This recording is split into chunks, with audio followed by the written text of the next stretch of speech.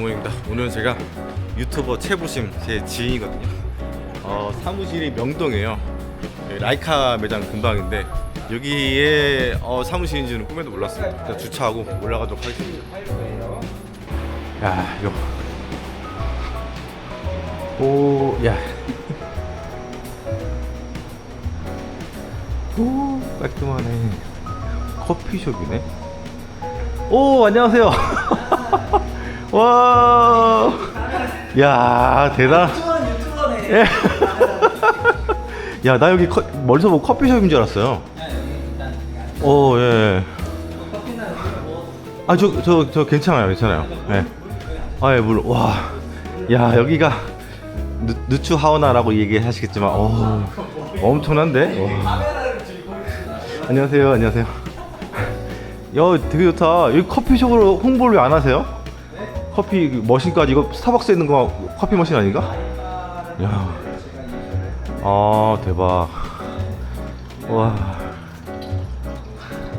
3차 대박으로 장사를 하는 건 아니고 예. 미지근한 걸 추워가지고. 아니, 나 여기 재건축을 뭐 노리시고 여기 매입하신 거 아니에요? 아니 저 임차인. 임자인이에요?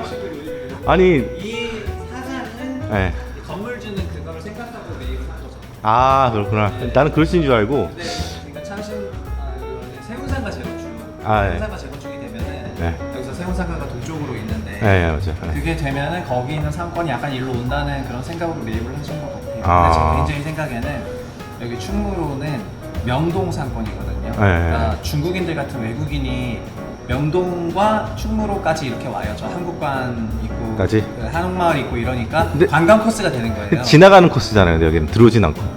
제 말은 그러니까 손님군이 외국인을 하는 겁니다. 근데 손님군이 외국인인데 우리가 알고 있는 힙지로, 힙지로는 을지로 입구 쪽에 있어요. 그렇죠, 있죠. 예. 거기는 한국인들이 많이 가는 상권이라 가지고 여기서 했던 와인바는 한국인을 대상으로 하는 상권이었는데 상권은 충무로에 있는 중국계 외국인들이 이동 동선에 넣어놨기 때문에 장사 잘 안 했어요. 그렇죠. 그래서 여기 그렇겠죠. 하시던 분이 1년 만에 사업을 접고 제가 이제 왔을 때는 이제 손님이 거의 없더라고요. 거의 네. 없어가지고 여기를 그냥 다 인테리어 하신 거를 권리금 일부 내고 이제 승계를 진짜? 했고 건물주는 그 세운상가 재건축되면 여기가 좋아진다고 생각을 하고 계신데 저 개인적으로는 하여튼 난 잘 모르겠어. 잘 여기. 모르겠어요. 잘 저도 잘 모르겠어요. 뭐 그냥 장김차가 되겠다 이렇게 생각을 해가지고 아, 장기임차로? 네, 온 거죠. 사실 저도 여기 자주 다니는 거거든요. 동네였거든요.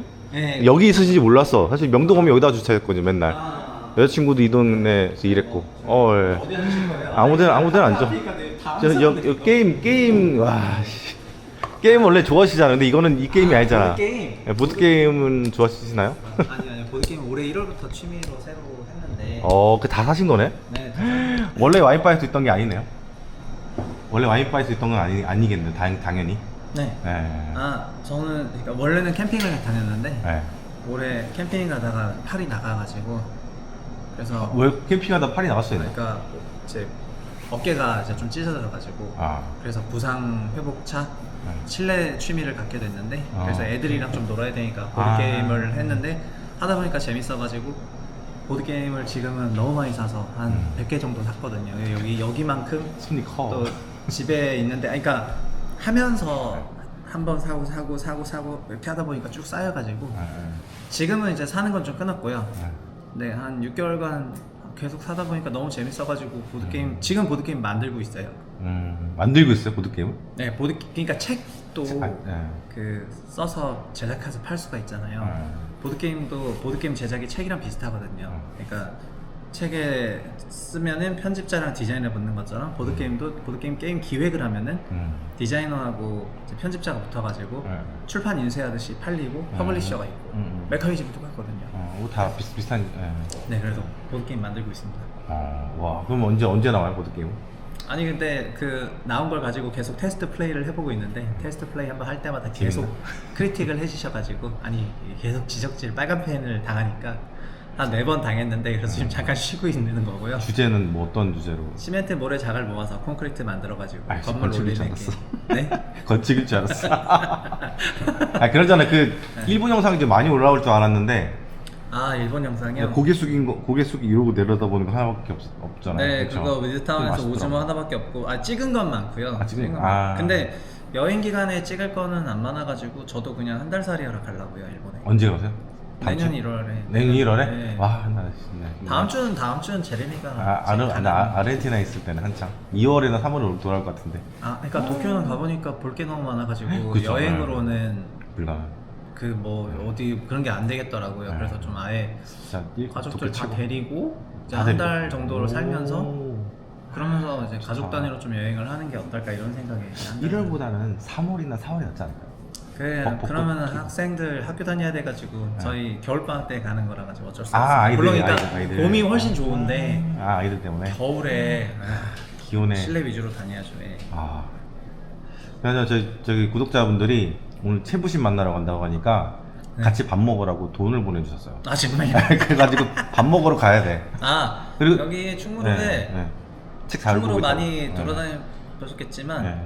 막 50년 된 전통집 이런 게 있어요. 막 찻집?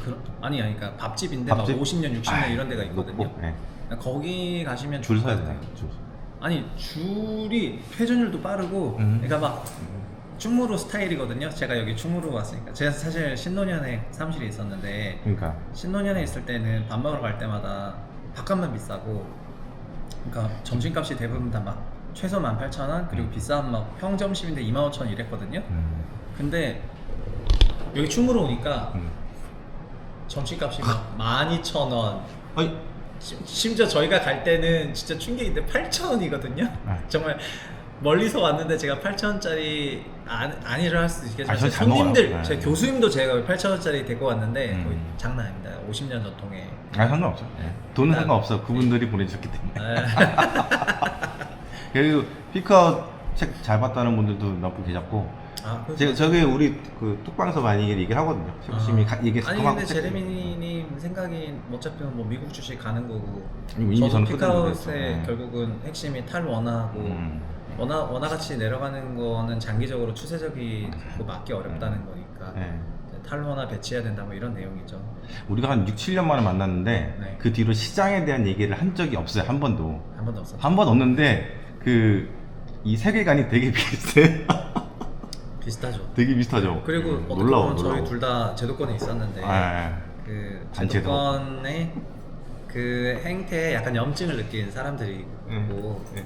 그러니까 저도 회사 다닐 때는 회사 다닐 때 열심히 회사 생활하고 제도권스러운 그런 레포트도 많이 쓰고 그런 의견도 많이 비췄지만은 요 며칠 제가 페이스북에도 글을 썼는데 제도권은 기관 투자자랑 개인을 구분 못하고 그 다음에 기관에게 해야 될 내용들을 그러니까 필터 없이 그냥 개인에게 뿌려버리니까 개인들은 그냥 오히려 완전 포트가 녹아버리는 일들이 많이 발생한다거나 개인이 도저히 접근할 필요도 없는 것들을 막 세일즈를 하는 경우도 많고 그리고 해외를 판다 하더라도 소위 설거지 당하는 경우가 많잖아요. 네, 맞아요. 막 여러 이상한 펀드. 신일국 채권 같은 거 팔면서 막 설거지를 막 당하고 그게 프로모션 걸리니까 막 그런 건데 그러니까 이제 염증이 나는 거죠. 그래서 좀 양심의 가책이 있었죠, 사실. 그런 것도 있었고 사실은 그냥 시장 자체를 바라보는 뷰도 손 빨고 있잖아요, 둘 다. 그렇죠. 집 팔고 손 빨고 네. 있고 다 팔고 손 빨고 있고. 맞아요. 저도 그래서 도쿄에서 찍은 것도 그런 거였는데 어. 집이 없어도 별로 스트레스 받을 것도 없고 그 다음에 미국 지수 같이 그냥 좀 짱짱한 거에 넣어놓으면은 그게 알아서 벌리니까 뭐 엄청 뭐 그렇게 할 게 없는데 집을 너무 많이 갖고 있는 사람 전 너무 많이 봐가지고 제가 또 부동산 활동을 많이 했으니까 그치. 다이닝, 부동산 다이닝. 고관여 하시는 분을 보면 아 50채 뭐 이렇게 50채. 갖고 있으니까 그러면서도 본인이 이제 부자가 아니라고 생각을 하고 더 사야 된다 빚이라서 그런 거 아니야?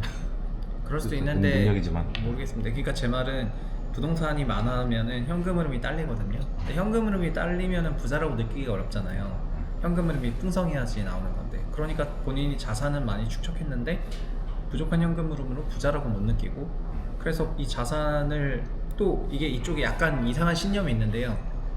부동산을 많이 사면 살수록 현금 흐름이 위축이 되거든요. 그거를 즐기는 그 반마조이스트적인 사고관이 있어요. 누가요? 부동산 시내는요. 아, 반대편에 그러니까- 사람들이? 네, 그러니까 부동산을 많이 사서 내 현금이 쪼달리는 거가 좋은 거다는 거예요.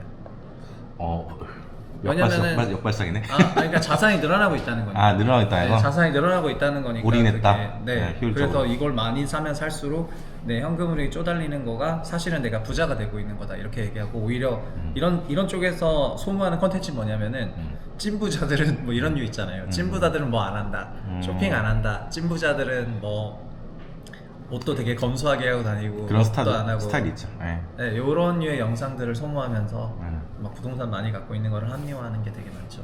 저는 그래요? 부동산 그렇게 많이 갖고 있을 몰랐어. 필요도 없고 자기 집 한 채 있으면 다 됐다고 생각을 하고 자기 집 한 채 나머지 금융자산은 다 미국에 넣어놓으면 되는 건데 오히려 요새는 적극적으로 자기 집도 꼭 있어야 되냐 그냥 월세 전세 살면서 미국 자산 넣어놔도 아무 상관이 없고 네, 앞으로는 더 아무 상관 없을 것 같아요. 다른 대안이 더 많다는 거죠. 많죠. 그리고 코인도 이제 그렇고. 네.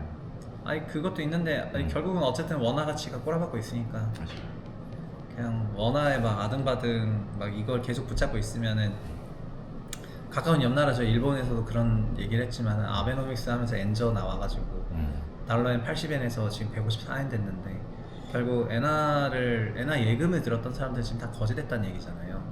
물론 뭐 주식시장 크게 오르긴 했었지만 우리나라도 멀지 않아서 이제 그렇게 보여가지고 지금 그렇게까지? 2배? 반토막? 아니 거기는 엔화 약세를 썼으니까 전략적으로 그치. 아베노믹스로 근데 우리는 그렇게까지는 안 쓰니까 넌지시. 네 그렇게는 아니지만 추세와 방향성은 위로 열려 있었다. 저는 그렇게 생각해가지고 그쵸. 저랑 비슷한 의견이신 것 같고. 근데 우리는 또 투자를 또 많이 해가지고 요즘 근래 들어서는 그쵸? 주식이 150조가 미국에 있다면서. 우리나라 사람들 어마어마합니다. 대단해. 지금 사업개미들 규모가 네 그리고 코인 엄청 많아요. 5억 이상 코인 보유한 사람들 해외 계좌 자발 신고가 140조예요. 코인이 140조야? 네. 그럼 거의 미국 주식 수준이네. 네. 나 그건 몰랐네. 와. 저 이 얘기 듣고 저 이 얘기 한 달 전에 들었는데 알고 보니까 기사가 났어요. 23년 말 기준으로 5억 원 이상 이거 개인 기관 포함입니다. 기간 포함. 예. 그래도 와. 5억 이상 개인 법인 게다가 해외 거래소 계좌만 해외 거래소 계좌로 5억 이상을 갖고 있는 사람 자발 신고해라 했거든요. 그것만 140조 원이었어요. 그러면은 5억 이하 개인들 신고하면은 200조 2, 300조 어마어마하겠죠. 그래서 제가 그런 뉴스를 작년에 보고 늘었던 생각이 그래서 비트 가격이 랠리를 하면은 서울 아파트를 질러서 사는 인간들이 항상 나오는 게 그래서 오늘 기사 나온 게 그거구나. 네. 이게 매경이가 나왔더라고요. 최근에 논문도 나왔어요. 어떤 박사님이 그렇게 쓰셔가지고 비트 가격 올라가면은 서울 아파트 질러서 산다 이런 이거 내용. 약한 고리 아니에요? 오건영님 나오시죠? 오건영님.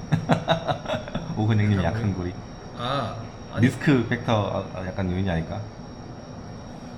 변동성 있으니까 반토막 날 수 있고. 네, 저는 21년에도 똑같이 느꼈는데 제 주변에 부동산 때문에 고민 상담 하자는 지인들이 많아서 제가 이제 막 상담 서비스를 하진 않지만 친구나 지인까지 안 하진 않거든요. 근데 친구나 지인들이 오면은 이런저런 얘기를 해주는데 21년에 코인 가격 랠리할 때 그때 코인으로 집 산다는 사람이 그렇게 많았고 특히 암호화폐 산업에 종사하는 사람들 그러니까 우리 같은 사람 말고 그냥 이쪽 업계에 있는 사람들이 확실히 되게 많았고요. 그 다음에 비트 랠리 하던 올해 상반기도 그렇고 하여튼 비트 랠리 하면은 서울 아파트를 트로피처럼 사는 사람 많더라고요. 그래가지고 저는 그냥 느끼고 있었어요. 그리고 22년 5월에 루나테라 사태 생겼을 때 루나테라 사태 생기고 그때부터 6월 달부터 서울이 꺾였거든요. 그걸 보면은 되게 연관 있네. 어마어마해요. 우와, 코인이 엄청 아니구나. 그러니까 21년 11월 12월부터 금리 올리면서 글로벌 자산 시장이 조금 녹기 시작했는데 서울은 랠리를 했거든요, 상반기에. 근데 6월부터 꺾였고 5월에 루나테라가 있었어요. 그래서 저는 그때 완전 체감을 했죠. 유동성. 저는 어떤 생각하면 2017년도에 강남에 있는 슈퍼카들이 갑자기 확 늘어났거든요. 코인. 그때 비트 가격이 딱 상승해가지고. 그래서 다 보면 운전해도 보면 20대나 30대 초반 애들이 많이 못 다녀서 네.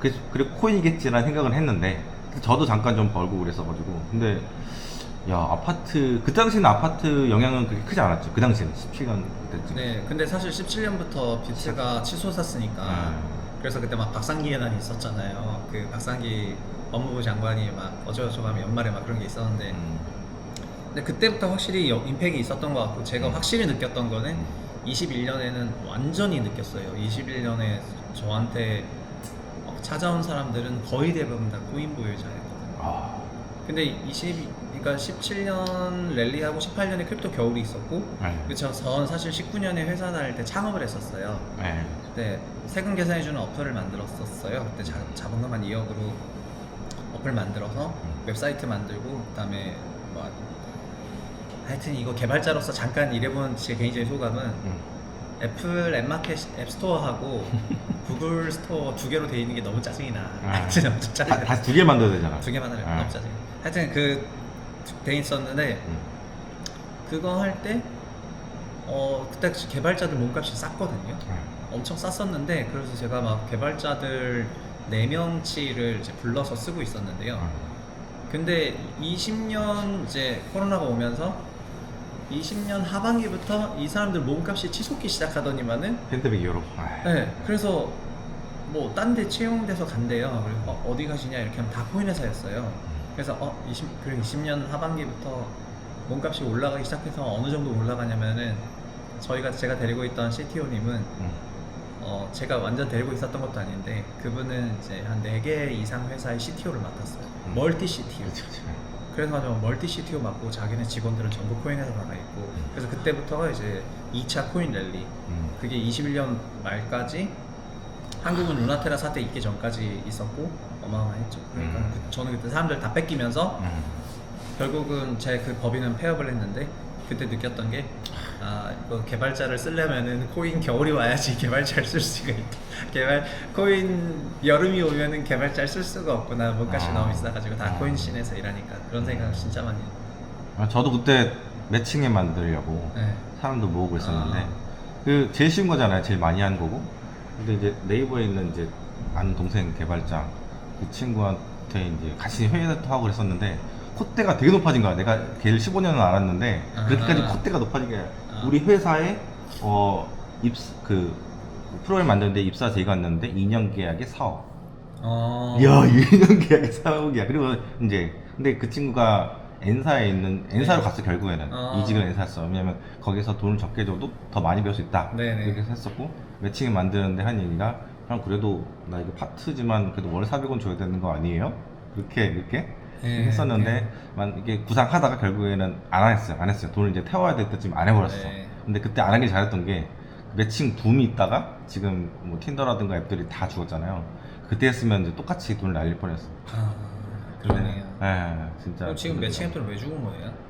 다 오프에서 만나니. 한때 그러니까 그 당시 언택트여가지고 네. 약간 그런 게 좀 유행했었던 거고요. 엄청 다 한 5분의 1 투박 났을 거예요 지금 주식들이. 범블도 그때 막 상장하고 그랬었는데 그때도 한 7, 8분의 1 깎았을 거고. 그렇구나. 근데 그러면은 사실은 코로나 때 뭐 온라인 교육 사이트나 이런 것도 엄청 잘 됐었는데 다 많이 있고 사실 유튜브도 똑같아요. 유튜브도 유튜브가 코로나 때 대비해서는 트래픽이 엄청 줄었으니까요. 우리나라는 늘고 있잖아. 아니 그거는 한국은 뭐 거의 평균. 유튜브 국가니까 유튜버들을 너무 많이 글로벌리? 소비를 해서 글로벌리 꺾였나? 그건 모르겠네. 유튜브. 아니 유튜브가 글로벌리 총 트래픽은 안 꺾였을 것 같고요. 제가 얘기하는 거는 매출.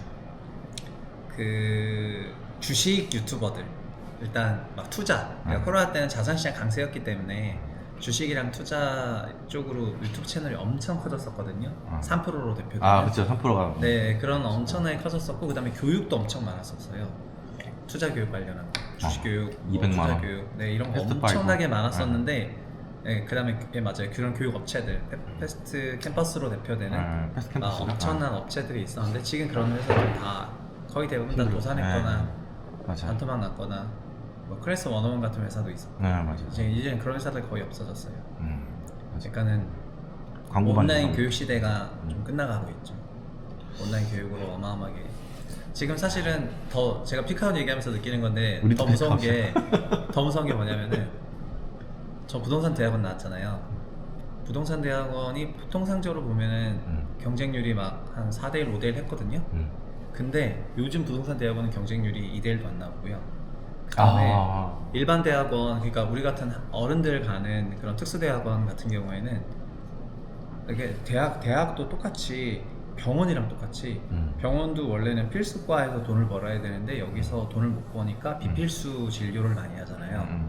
대학도 똑같이 등록금을 못 올리다 보니까 우리 같은 특수대학원을 키워가지고 돈을 벌었는데 요 니즈가 좀 있어가지고 이걸로 한참 먹고 살았는데 이걸 보니까 다른 대학들이 전부 특수대학원을 만들기 시작을 해가지고 지금은 우리나라의 특징. 대학교에 특수대학원 없는 대학교가 없이 다 만들어졌거든요.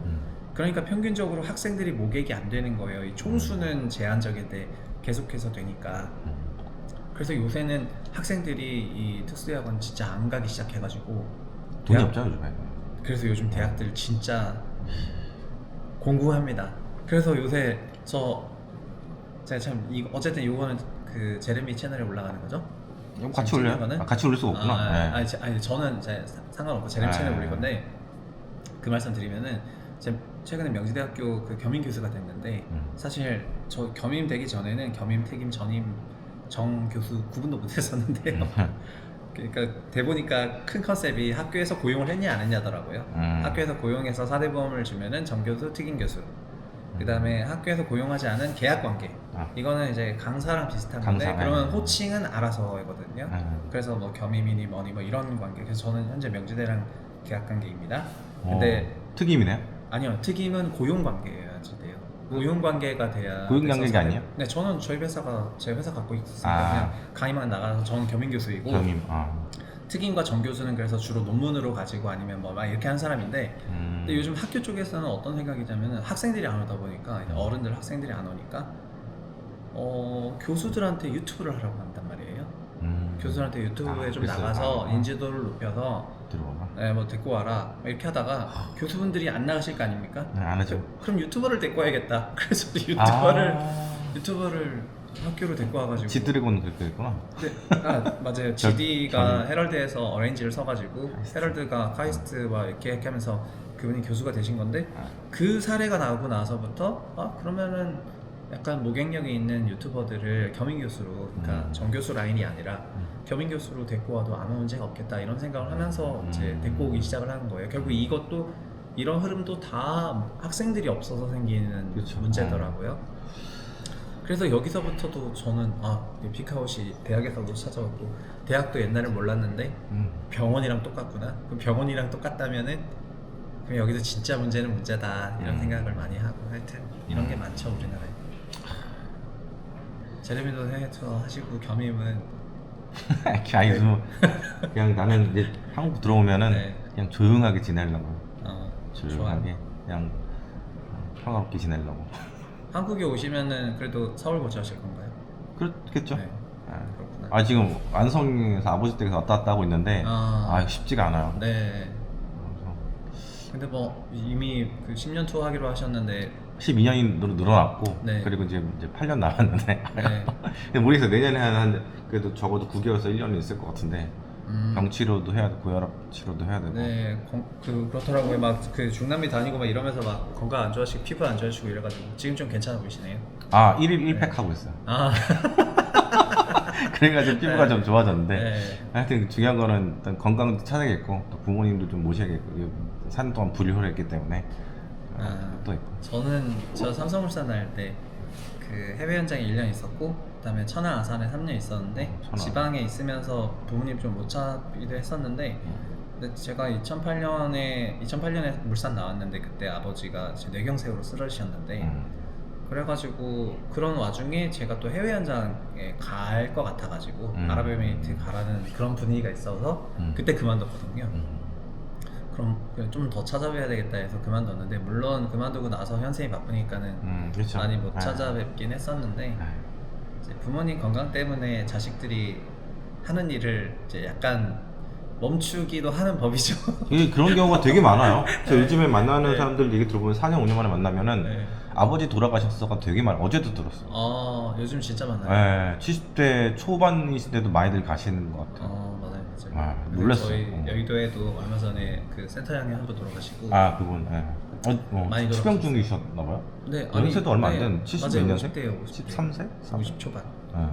그러니까는 그런 분이 꽤 많으신 것 같더라고요. 그리고 제가 아는 다른 분도 지금 이제 항암 치료받고 계시고 그분도 생각보다 되게 젊으신 분이고 페이스북에서 활발히 활동하시는데 실제로도 많이 뵙고 하여튼 약 드세요 뭐? 저는 먹는 약이 없는데 저는 눈에 녹내장이 있어요. 그래서 저도 시작 조금 됐어요. 네, 저는 중증 맥내장이어서 아이고야. 시신경이 죽고 있는데 아이고 그래가지고 나 위가 굽고 있어. 아 아 얘기하다 보면 하나씩 나온다니까. 아니 이렇게. 전 이게 언제 생겼냐면은 야, 이거 웃을 알고 일이야. 보니까 16년에 네. 제가 애널이 11년부터 됐는데 네. 너무 모니터 PC 모니터를 너무 과하게 봐서 그런지 모르겠는데 음. 그때부터 약간 이제 안 보인다는 느낌이 좀 들었어요. 이제 보는데 그래서 아, 왜 이렇게 안 보일까 이런 생각을 했었는데 알고 보니까 그때 좀 많이 심화가 된 거더라고요. 그래서 그 전과 다르게 16, 17년 전으로 엄청나네. 이제 완전 심화가 됐고 제가 20년에 애널리스트 그만두는데 이것도 영향을 많이 줬어요. 계속해서 PC 모니터 보고 그 다음에 엑셀 계속 만지고 하면은 진짜 50전에 눈 뭐 멀 것 같아가지고 그래서 좀 쉬어야 되겠다 이런 생각 많이 들어서 코로나가 왔을 때 그냥 그때 은퇴를 해버린 거죠. 그래서 고용을 하셨구나. 영상 제작자분을 고용을 하셨네요. 영상 제작은 저분은 제 친구고 아니 친구 때 제 고용을 한 거고 지금은 원래 저 고용하기 전에는 외주 제작을 하고 있었어요. 그래서 1년치 계약을 해가지고 올해 12월까지 연 단위로 계약해서 하고 있었는데 아마 올해까지만 계약하고 내년은 안 할 것 같고 바꿔요? 난 대로. 아니 고용을 했으니까요. 원래는 직원이 없었거든요. 그래서 올해 9월부터 할줄 아시는 분이구나. 네, 같이 일하는. 저도 이제 어떻게 보면 건강을 잃어버린 것 중 여러 이유 중 하나가 유튜브 편집. 네. 이게 한 편 뭐 3, 4시간, 5시간 뭐 걸리잖아요. 저는 되게 빨리 만들거든요. 네. 자막이 없기 때문에. 네. 근데 이제 그게 매일 1일 영상이 되면 이제 기하급수적으로 이 시간이 걸리기 때문에 한번 기본에 앉아있으면 6, 7시간은 그냥 앉아서 이제 일을 하고 뭐 그러다 보니까 건강이 이것 때문에 안 좋아진 것도 있겠다. 맞아요. 그럼 자세도 안 쪄지고. 맞아. 네. 나 완전 거북목 되고. 이거 목부터 디스크부터 시작해가지고 일단 어. 눈 장난 아니에요. 눈 맞아. 그게 그 편집 해보신 분은 아시겠지만 그 프레임 찢으면서 이제 사운드 좀 죽이고 뭐 이런 게 있잖아요. 아무리 자막이 없어도 좀 컷은 하잖아요. 그리고 또 어쨌든 뭐 공수가 어마어마하게 들어가가지고. 여기처럼 이게 의자가 편한 데도 아니고 네. 여러 호텔들 전전하고 이러다 보면은 네. 낮잖아요 이게 노트북이 높이가 모니터가. 그러니까 편집도 그러면 노트북으로 다 하시는데 해외 있으니까 노트북. 네. 모니터도 하나밖에 없으니까 그러니까 이제 거기서 생기는 문제도 있고 그래서 한국에 와서 뭔가 좀 리셋을 해야 되는 상황이 됐어. 좀 부유하게 좀 추천 받아가지고 세르파 좀 데리고 다니시면서. 세르파. 아니 나는 사실 그거보다 옆에 음식을 같이 해줄 수 있는 사람이 옆에 있는 게 더 필요하다 생각해요. 왜냐면 제가 지금 이제 다음 주에 이제 다시 남미로 가는데 네. 가서 이제 또 한인마트 가서 또 음식을 거기서 뭐 비비고라든가 라면을 사게 되는 상황인 것 같은데 이번에는 라면을 좀 어떻게든 안 먹으려고 노력을 할 것 같아요. 그러니까 다 방부제 덩어리를 한 2년 넘게 먹다 보니까 미국에서부터 쭉 내려오면서 거의 2년 됐는데 그러다 보니까 이제 그게 또 문제가 된 것 같아요. 현지식은 있을 것 같아요. 음식이 제일 중요하고 왜냐면 한국 와서는 절대 이제 뭐 햄버거, 피자, 치킨 그런 걸 안 먹다 보니까 확 좋아지는구나. 피부가 악화가 안 되고 조금씩 나아지고 있어. 네. 그러니까 방부제가 되게 중요한 가장 문제구나. 먹는 게 제일 중요하구나. 약간 저염식 먹는 것도 있고 이제 조깅을 한 이틀에 한 번씩 하고 막 이러니까 조금씩 개선된 게 느껴서 한국 내년에 오면은 그런 식으로 좀 더 세게 해서 좀 근육도 만들고 이게 체력으로 여행을 해야 되는데 계속 하루에 이제 6, 7시간씩 운전하고 매일 그러진 않지만 400, 500km, 6, 700km 운전하다가 또 좀 퍼지고 운전을 이렇게 하면서 계속 건강이 식사도 그러면 뭐 라면 같은 거 먹고 하면은 그걸 계속 먹으면 어마어마하겠네요. 그래도 일주일에 한 3번은 먹었으니까 뭐 일주일에 우리가 21끼 먹잖아요. 네. 그러면 그 사이에도 비비고가 들어가죠. 네. 그럼 이제 뭐 그렇게 뭐 한국 참치에다가 뭐 이렇게 먹고 이렇게 하면 이제 또 이것도 다 인스턴트라든가 캔이니까 한식당 가면은 적어도 한 끼에 15,000원에서 25,000원이니까 이걸 매일 먹을 수도 없고 자주 가서 먹긴 했지만 진짜 완전 진짜 아, 고생이네. 그러니까 이게 먹는 게 제일 문제인 건데 근데 와이프랑 같이 여행 가신 분들은 그런 문제가 없으세요. 근데 나는 내가 해서 먹는데 이제 그게 그래서 일단은 내가 8년 남았으니까 요리를 배워야겠다는 생각을 하고 있어요. 내년에 한국 와서 한 20개 정도만 할 줄 알면 대충 될 것 같은데 요리를 한 번도 해본 적이 없어요. 요리 배우시면 될 것 같긴 해요, 진짜로. 매식을 근데 이게 혼자 먹는데 요리를 해서 먹으면 버리는 게 또 되게 많아요. 국 끓여놓으면 그래서 제가 국을 내가 혼자 산 지가 오래됐는데 국을 끓이면 이거를 며칠 먹어요. 왜냐면 직장 생활하면 아침은 대충 먹고 점심은 회사에서 먹고 그리고 저녁은 외식하거나 친구 만나거나 아니면 집에서 먹는데 이틀 전, 3일 전에 끓여놓은 된장국을 내가 먹어야 되는 상황이 되잖아요. 그러면 그거 못 먹죠. 그러니까 한 번 해놓으면 이게 이렇게 되는 거예요. 근데 제 사무실은 우리 채널에도 안 올렸는데 여기 제레미 채널에서 처음 올렸는데. 원래 이제 외부인 시점에서 한번 보고 에이, 그렇게 하는 거죠. 여튼 네. 그 음식이랑 이런 거는 준비 진짜 잘해야 되겠네요. 그 요리를 배워보면은 진짜 도움 많이 되겠네요. 이번에는 한 석 달, 넉 달 정도 잡으니까 짧게 갔다 와서 최대한 건강을 안 건드린 선에서 빨리 움직이고, 근데 빨리 움직인다는 게 건강을 버리는 거긴 하지만 어쨌든 올해는 못 있을 것 같아요. 예전에는 여기가 좋다 그러면 일주일, 이주일, 한 달 이렇게 있었는데 네. 그냥 난 여기서 그냥 살아버리듯이 이렇게 있었는데, 근데 이제는 그게 안 된 거죠. 이제는 한국 와서 고혈압을 내리려면 해외에서는 식단에 대한 선택이 되게 힘들잖아요. 네. 그렇죠. 그러니까 기껏 밖에 나가면 외식하러 나가면 햄버거, 피자, 치킨, 감자튀김 이런 것들이 대부분.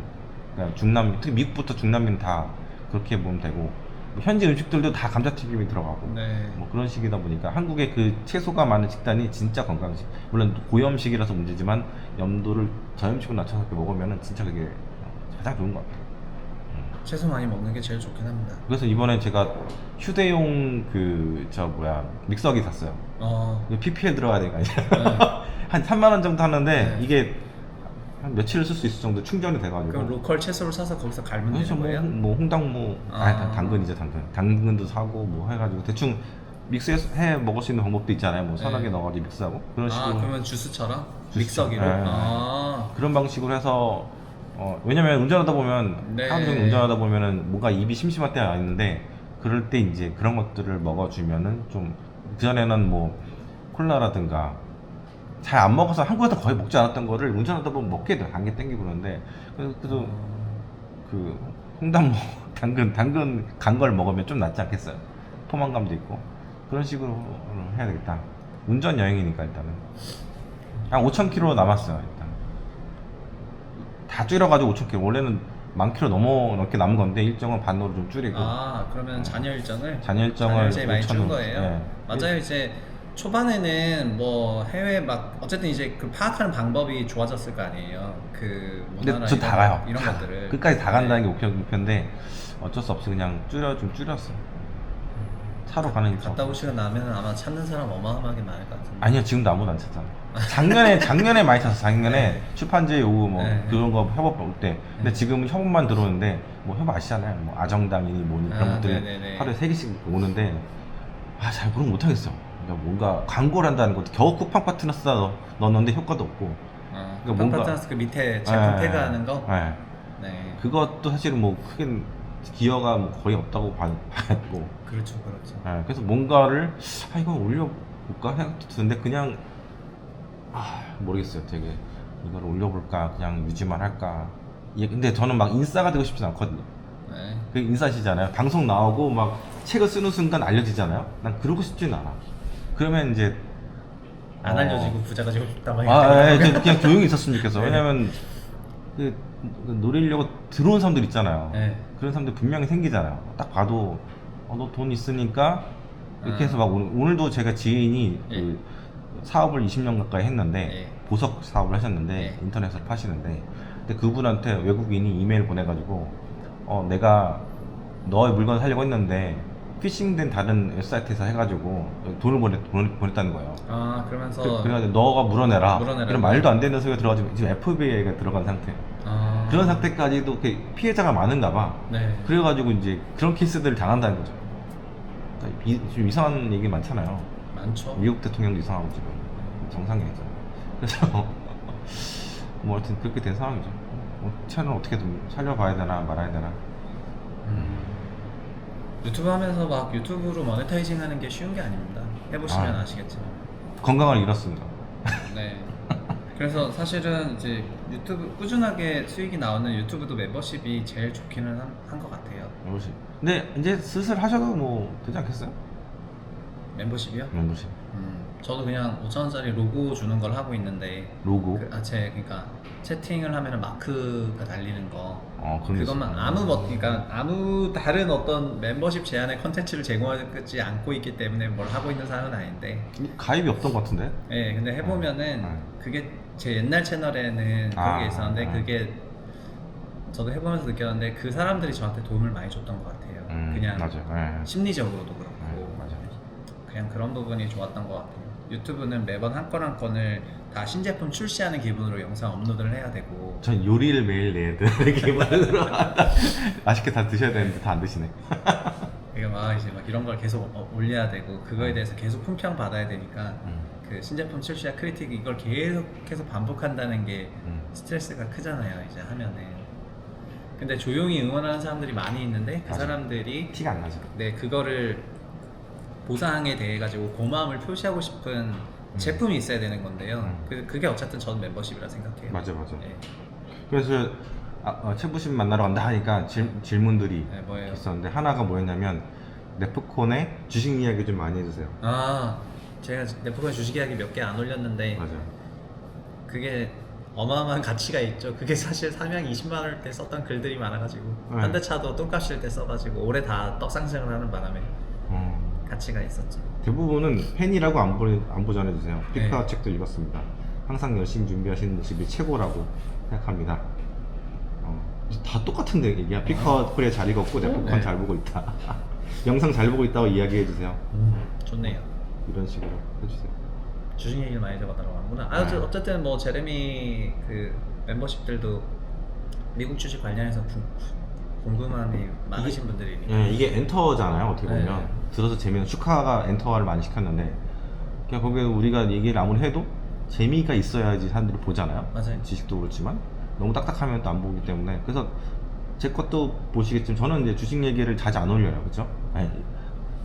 한 2주일에 한 개, 일주일에 한 개 올리는 사람이기 때문에 근데 대부분의 콘텐츠가 이쪽이니까 한 2, 3일에 하나씩 올리시는 것 같더라고요. 그래서 저도 요새는 부동산을 올리다가 최근 들어서는 저도 오즈모 포켓 그냥 들고 다니면서 그냥 저가 편집한 거 그러니까 약간 좀 두탁해 보이긴 하지만은 또 제가 편집한 건 제 감성이 있으니까 맞아. 그래서 그런 방식으로 영상을 좀 가볍게 해보려고요. 그러니까 요즘에 제가 너무 무거워졌거든요. 막 어려운 주제를 다루다 보니까 맞아. 표정이 그래요.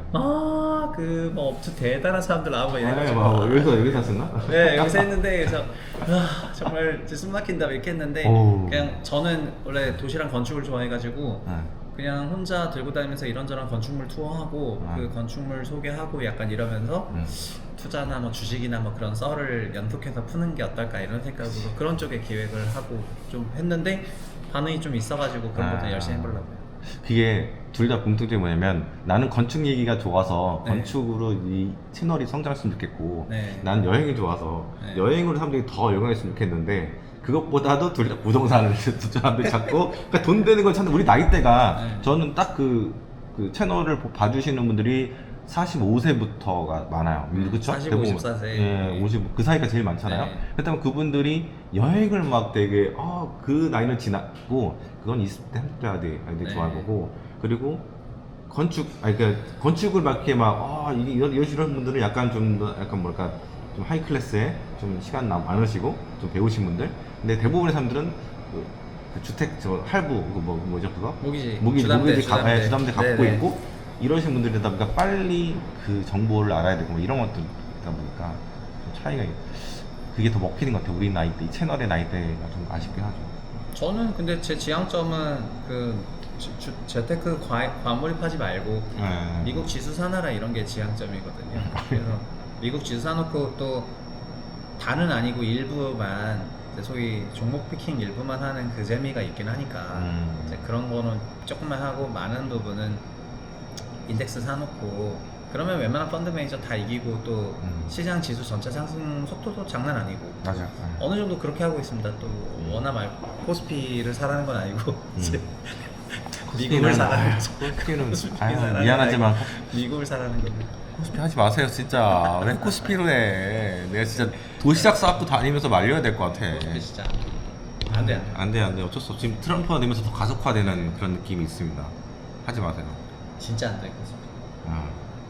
그래서 어쨌든 10년간 열심히 종사했던 시장인데 이렇게 처참하게 안 되는 걸 보니까 참 근데 뭐 안 될 만한 어쨌든 이유가 너무나 명확해가지고 너무 많아. 이게 가속화되는 추세잖아, 솔직히. 악화가 되고 있는 거잖아. 완전 뭐 우리 개인 주주들 완전 주머니통 털어가는 그냥 그런 거죠. 완전 형편없죠 진짜.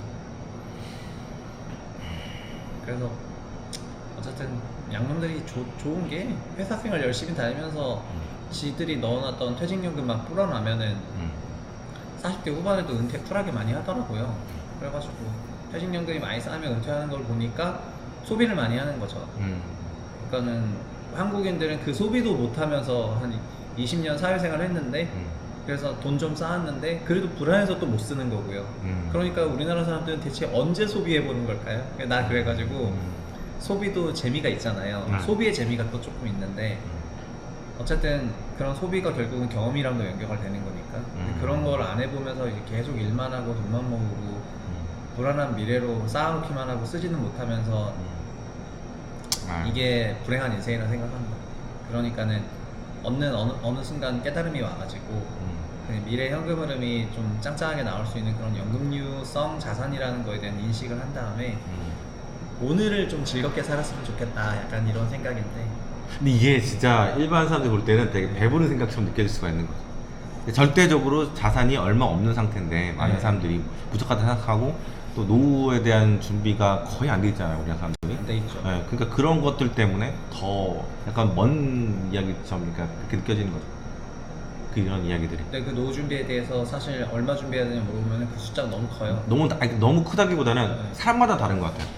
저는. 물론 사람마다 네. 다르죠. 그러니까 사실은 이제 가계자산 보면은 3억 이하가 60% 넘어가니까 노후 준비 안 된 사람이 훨씬 많고 맞죠. 노후 준비가 된 그 상위 30% 사람들 중에서도 물어보면 이 사람들은 또 눈높이가 너무 높아요.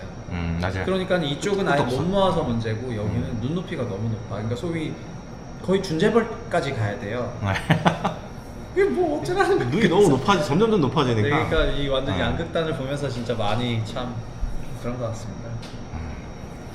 네. 그래서 어쨌든 자기가 주택 가지고 이렇게 하면 된다고 생각하면서 하면 되는데 그런 주택 갖기도 쉽지 않고 정보도 많고 노이즈도 많고 막 맨날 가스라이팅 당하고 은퇴 전에 얼마 모아야 된다 이렇게 가스라이팅 당하고 이러니까. 그리고 제가 사실 부동산 쪽은 잘 모르는데 네.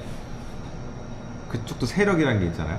어마어마하죠 세력. 제가 네. 그 세력에 벗어나 있어가지고 네. 그 헤게모니에 못 들어가고 있는 건데 나온 거죠 제가 거기 들어갔었다가 네. 약간 현타가 와가지고 어. 아 못 해먹겠다 이래가지고 빵 근데 그 지금 세력들은 어떻게 지내요?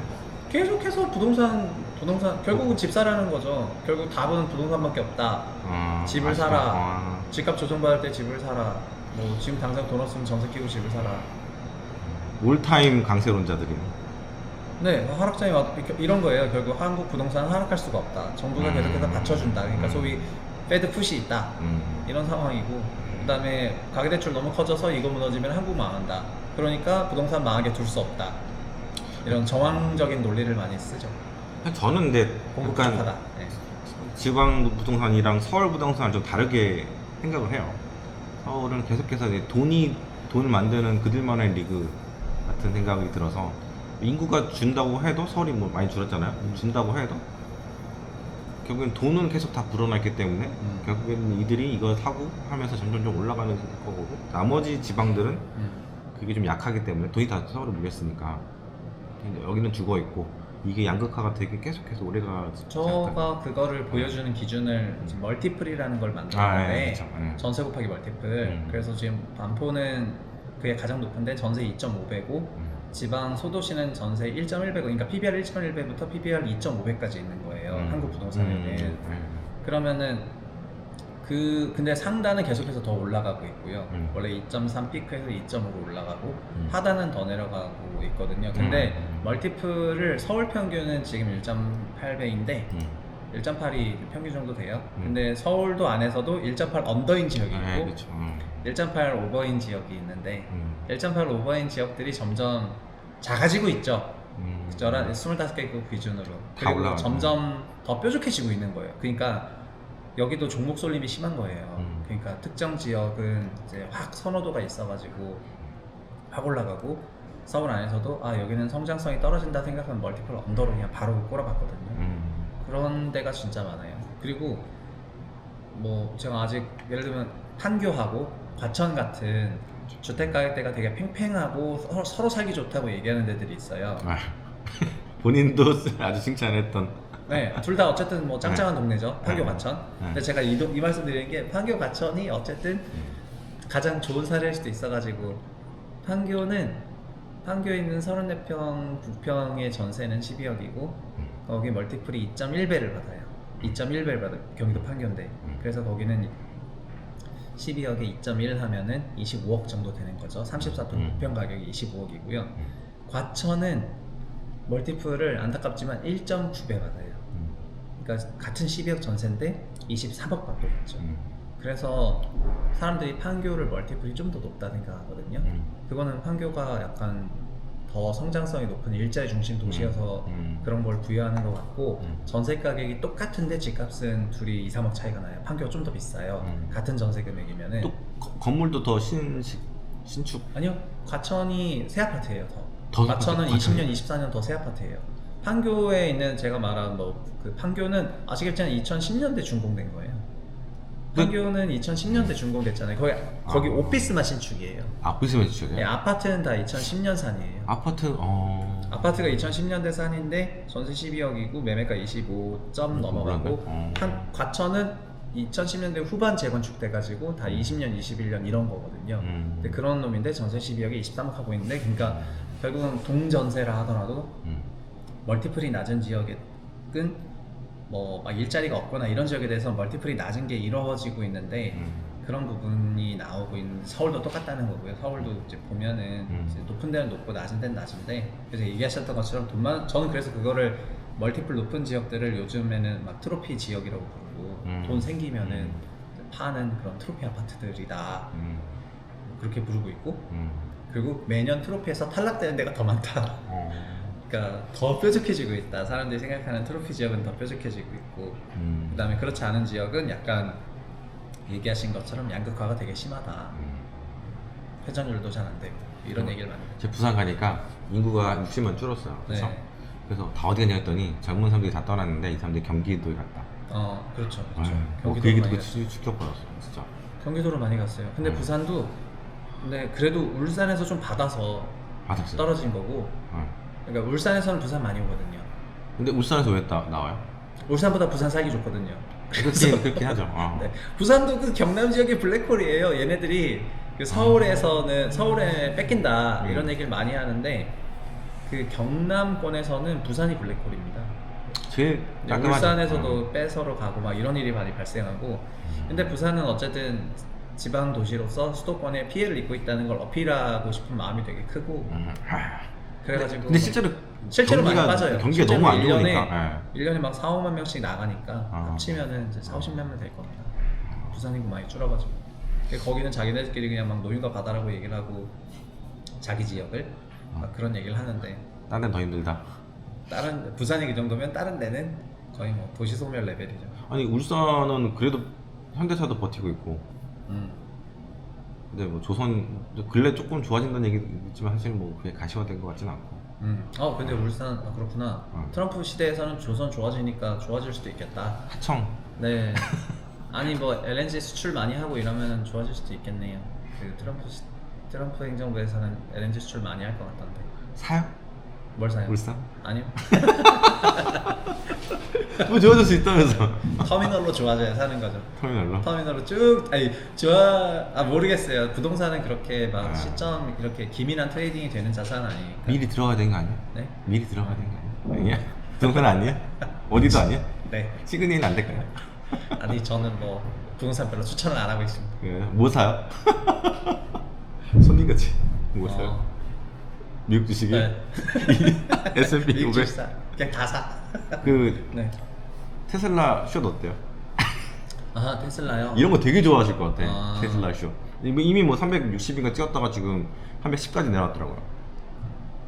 어저께도 빠졌구나. 네, 어제 5% 빠졌다. 310. 와 이게 사실 이번 올라온 건 좀 코미디긴 했죠. 솔직히 얘기해서 말이 안 되는 거기도 했고 제가 생각엔 그렇거든요.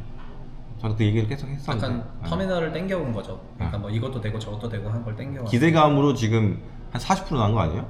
250 네, 뭐. 저는 이제 제가 주식 볼 때 그런 식으로 보는데 주식을 세 종류로 구분하는데 그러니까 먼 미래가 당장 실현될 것 같다는 그런 류의 기업들을 터미널로 보고요. 터미널 방식으로 밸류에이션을 해요. 그 다음에 네, 근데 내러티브뿐만 아니라 스토리가 있는 건데 그렇죠. 그 내러티브가 강하게 작동을 하죠. 이쪽은. 두 번째는 제가 개인들한테 제일 추천하는 거는 두 번째 카테고리인데 그거는 그냥 장기 성장 종목이거든요. 그러니까 연 15%가 따박따박 올라가는 그러니까 탑라인 크로스가 나오는 매출이? 기업들이에요. 아, 탑라인 크로스가 나오면 이익은 나온다고 생각하고 그렇죠. 그럴 수도 있죠. 그러면은 그런 류의 기업들이 제일 좋은 기업이에요. 근데 저는 그게 지금 지수라고 생각하니까 그냥 S&P 지수가 제일 낫다. 탑라인 그러니까 S&P의 기대 수익률이 6%밖에 안 됐다면은 이제 매수콜을 안 했겠죠. 근데 그거보다 높아지니까는 게다가 환도 우리나라가 1년에 4%씩 꼬라박으니까 합산하면 진짜 멈추지 않는구나. 합산하면은 꽤 높은 일드예요. 맞아. 그렇죠. 다른 걸 합치면 또 $1 그 희석해서 개발하면은 그러면은 그래 그때부터 괜찮다는 생각이 어디까지 가요? 그러면 달러원? 뭐알 수 없죠. 알 수 없지만 뭐 극단적으로 일본처럼 약세 전략을 쓰면은 10년에 반토막이 나는 거고. 네, 우리는 그렇게 약세 전략을 안 쓸 거니까. 힘들죠. 네, 유가가 10년 그렇죠. 그래서 10년 30% 40%뭐 이런 식으로 다들 생각하시는 건데 저는 그래서 연 3에서 4%씩 약세일 거라고 생각을 하고 있어요. 50원씩. 네, 연 3, 4% 약세. 꾸준하게. 근데 그것도 어마어마한 겁니다. 어마어마하죠. 네. 근데 어쨌든 이런 계산이고 그 다음에 세 번째가 시클리컬인데 시클리컬은 그 산업이 주기성이 있어가지고 사이클만 왔다 갔다 하는 건데 시클리컬도 시클리컬 바닥에 잡고 시클리컬 고점에 팔면 돈은 되는데 이것도 자기가 그 시클리컬을 알지도 못하는데 안다고 착각하는 경우가 되게 많아가지고 예를 들면은 뭐 삼전 닉스 이런 게 반도체도 매우 시클리컬한 종목이거든요. 그러면은 시클리컬 바닥이랑 고점이랑 잘 판단하면은 되긴 되는데 그래서 세 가지 카테고리 중에서 저는 가운데 거를 하시는 것이 그 다음에 자기 일 열심히 하는 게 훨씬 낫다. 그러니까 이쪽에 시간 쓰지 말고 넣어두고 꽤 괜찮은 일드다 이 정도면은 그러니까 소위 연 10% 정도면은 7년에 더블이 나는 건데 이 정도면 어마어마한 일들이기 때문에 이렇게 넣어놓고 자기 일 열심히 해서 그쪽에서 이제 야, 이 은퇴자산연구소 해라. 강창희님이 이 얘기가 비슷하다.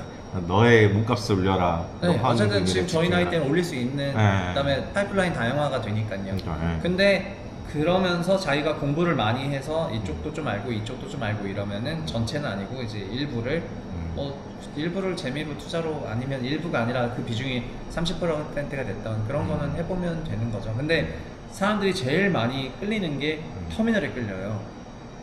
그냥 꿈과 미래를 향해 가지고 막 당장 오늘 내일 현실 될 것처럼 터미널에 끌려가지고 와 예를 들면 이런 겁니다. 테슬라 야 머스크 이번에 그거 된 거 봤지? 그러면은 자율주행도 하고 뭣도 하고 그러면은 연 50만 대 그러니까 분기 50만 대씩 전기차 파는 그런 기업이 아니라 갑자기 이것도 하고 할 거니까 이거를 다 땡겨서 딱 하면 지금 싸다 이런 그 터미널에 끌리는 거죠. 근데 터미널 기업이 단기적으로 가시적인 성과가 너무나 많이 나니까 우리 인간 사고가 빛보다 빨라가지고 이제 진짜 그렇잖아요. 그냥 우리 달에 갔다 올까? 이러면은 저희 사고관은 달에 갔다 왔잖아요. 실제 빛은 달까지 가는데 더 오래 걸리는데 그러니까 투더문이 머릿속에서 광속으로 일어나게 되면서 이거에 올인하고 그걸 거꾸로 말하면은 물리기가 너무 쉽다. 그리고 물리면은 그 복구가 거의 불가능한 게 터미널 주식들이에요. 근데 신기한 거는 저도 이제 그날 뭐 단톡방에서 얘기했지만 테슬라 너무 많이 올랐다. 그리고 8%인 날 교수형 그때 이제 파셨잖아요. 그렇게 얘기하시지만 결국엔 트레이딩을 하셨단 말이죠. 그 이유가 있을 것 같아요. 파는 시점에서 이유. 저도 뭐 이유가 있긴 하지만. 저는 뛰던 날, 고점 찍은 날. 근데 360불 가까이 됐었죠. 모르겠어요. 그냥 터미널 기업들은 결국은 그렇게 된다는 근거를 보여주면 실제 그렇게 가는 거고 그걸 못 보여주면 못 가는 건데 강으로 때린 거 아니야? 아니요. 그러니까 너무 이르게 미리 가격이 조정이 와버리면은 그땐 파는 게 나을 수도 있어요. 네, 왜냐하면 실제 보여줘야 되는 거는 그러니까 저 맨날 매트릭스에 있는 대사를 인용하는 걸 좋아하는데 모피어스가 매트릭스 1편이 이제 명작인데 모피어스가 맨날 네오한테 길을 알려주잖아요. 그러니까 네오가 물어보는 대사가 있어요. 모피어스 너는 이렇게 길을 잘 알고 있는데 왜 이렇게 너가 직접 되지 않느냐 이러니까 길을 아는 사람이랑 길을 걷는 사람은 다르다 이렇게 얘기하거든요. Knowing the path하고 walking the path가 다르다고 얘기를 해요. 그러니까 자기는 길을 아는 사람이고 니오 너는 walking the path인데 제가 생각해보면 walking the path 훨씬 힘들거든요. 그러니까 터미널도 똑같아요. 이런 기업들이 잘 될 거라는 머릿속에 생각이나 뇌내 망상은 매우 쉽고 실제 그 기업이 그거를 실현하는 거는 너무 어렵고 지리한 과정이거든요. 그래서 주가는 이 앞단에서 다 움직여버리는 경우가 많고 실제 그 기업이 그렇게 되는 과정에서는 주가는 오히려 현실화되는 과정에서 이제 큰 조정이 나오는 케이스들이 더 많다. 실적 같은 거 나왔을 때 네. 당장. 네. 그래서 좀 그게 적당히 올라가면 모르겠는데 좀 오버하게 떴다고 생각하면 그때는 정리하는 것도 낫죠. 왜냐면은 모피어스가 돼야지 네오가 되면은 그 길을 다 걸으면서 그 일론 머스크가 하면 되는 거고. 자기 생명을 맞춰가지고 거기를 해야 되는 게 네오가 되기 쉽지 않다. 일론 머스크가 네오네. 네. 맞죠. 네. 저희 투자자는 모피어스 레벨에서 투자를 잘하시는 거기까지만 딱 기다리고. 맞습니다. 그냥 저는 막 버핏처럼 그러니까 저도 장기 투자는 이 지수에 하면 된다 생각하고요. 개별주는 각 개별주 플레이에 맞는 그냥 전략들을 잘 쓰시면 된다고 생각합니다. 자, 테슬라 파셨고 또 뭐 파실 거예요? 아니요. 저는 제가 예를 들면은 코인베이스를 갖고 있었는데요. 와, 대박이네. 네, 맞아요. 코인베이스를 갖고 있었는데 코인베이스를 고점에 정리하지 못했지만은 많이 팔았어요. 많이 정리했습니다. 뭐 어쨌든 바닥에서 많이 점프를 했어요. 근데 코인베이스 제가 샀을 때는 40B 정도의 시총이었는데 고점일 땐 거의 70B까지 갔으니까 트럼프 되고 나서 70%나 올라가더라고요. 맞아. 근데 코인베이스도 터미널은 어마어마한 기업입니다. 터미널은 그렇죠. 그냥 뭐 트럼프 말 맞다나 하면은